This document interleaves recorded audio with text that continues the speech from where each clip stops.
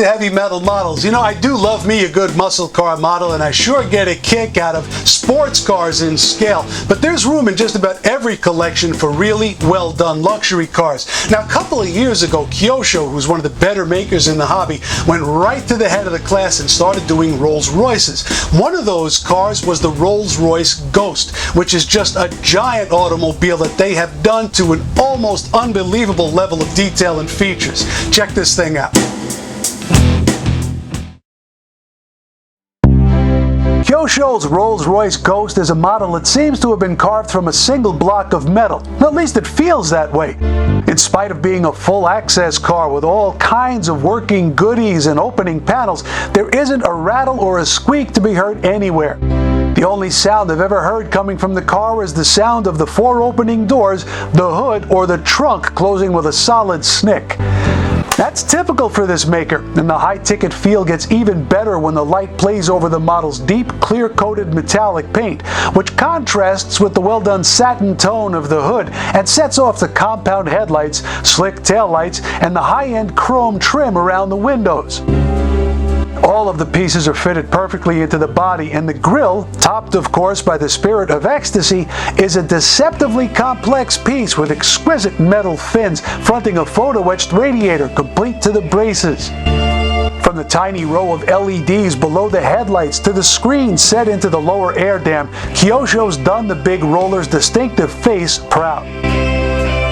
Under the hood, the Ghost's 6.6-liter V12 is a riot of clever castings that have been decorated with an extraordinary series of detail pieces, and many of those small notes have been accented even further with tamped-on labels or decoration.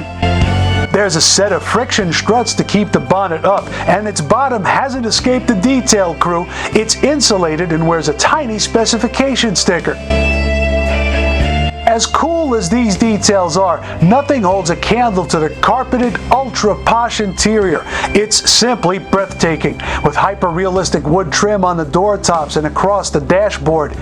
Each door panel wears speakers, buttons, and controls that are floating in chrome trim against the buttery-looking simulated leather texture. More of that creamy color is on the front seats and console, which features an opening armrest, and on the rear seat, which has a pull-down armrest of its own. The dash and center stack are simply sublime. I don't think I've ever been so taken by faux wood grain and fine chrome. And some of the crazier features, like the sliding sunroof panel and the pull-out rear serving trays behind the front seats, are pretty much out of this world. Even the trunk has been visited by the detail fairy. Every surface is flocked with the same off-white carpet as the model's cabin, and the faux weather strip and chrome sill finish it off regally. Fold the mirrors back and check out the chassis. There's a working suspension and a deeply decorated belly that represents every element of the big Ghost's underpinnings, even the wee solenoids on the resonators out back. Two things really rocked my world on this one. First was the slick Rolls-Royce hubs on the wheels, as in real life they stay straight up when the car is rolling. And the second was the included spring-loaded umbrella at the ready in a pocket inside the door. Somewhere another set of ghosts, those of Mr. Rolls and Mr. Royce, must be smiling. This is a killer model car.